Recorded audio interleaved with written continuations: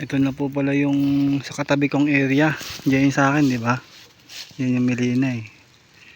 Ito, 3 araw lang nila ginawa to. Mga professional na ano.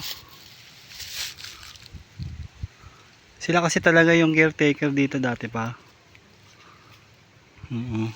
Kaya yun, kabisado na nila eh, paano maglinis eh. 3 araw lang yan, grass cutter nila. Yan. Ayan o. Doon sila dumaan. Ayan o. Ang linis. Hanggang dyan. Hanggang dun pa pala eh. Hanggang dun pa kasi sa kanila eh. Grabe.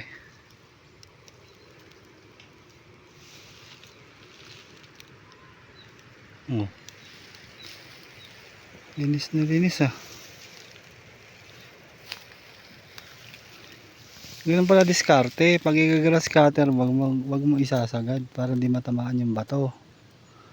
Ganun daw. Tapos, pag natuyo na yan, susunugin nila. Kaya yung mga, di ba, hindi nga sinagad, di ba? Ngayon, habang nagliliyab yan, masusunog na din yung mga ano, damo na hindi na isagad. Tapos, pag daw nasunog na nila yan, ang gagawin nila, pag may tumubo, dun pa lang sila mag-i-spray. Oo, magaling yung diskarte na ginawa nila oh. Hanggang dun na nga sila eh. Makaganon din paggawa ko dito ah. Para maging malinis kahit hanggang dun lang oh. Dun kasi yung daanan eh. Dun. Oo nga, ang galing oh.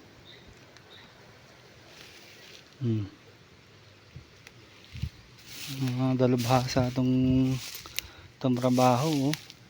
Kita nyo yan. Hanggang dun oh. Oh. Nalinis na. Pati dun oh. Pati dun, nag-grass cutter na. Bumaba na sila, wala na daw gasolina.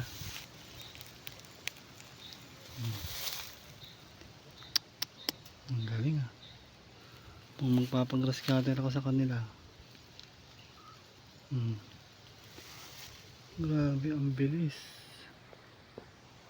500 isang araw nila eh. Dalawa sila. 1,000. Pero sulit kasi hanggang doon nalinis nila oh. Ayun oh. Nalinis nila doon oh. Ang alam ko magka-boundary kami.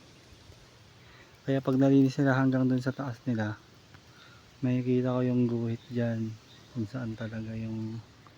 Kaya sa akin yung pinakamadungis. Ayun oh, dungis. Tapos tingin namin yung ni-spray. Bali first time lang din namin magpa-farm eh.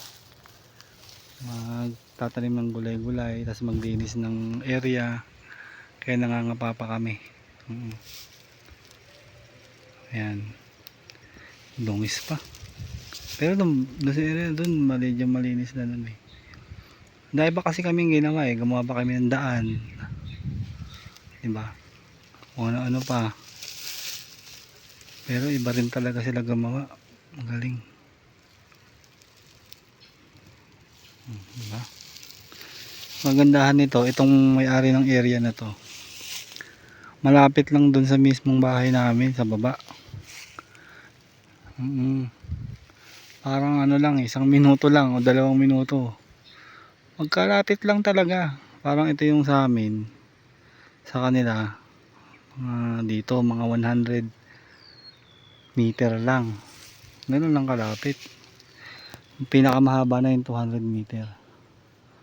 Magkaibang barangay pero kumbaga magka-boundary kasi. Mayaman tong may-ari nito eh. Sa kanila pa yung manggahan hanggang baba. Hanggang sa creek. Maganda to paglilinis nila. Tapos pag nagsawa sila,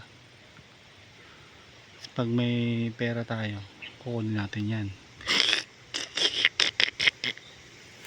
Sige guys.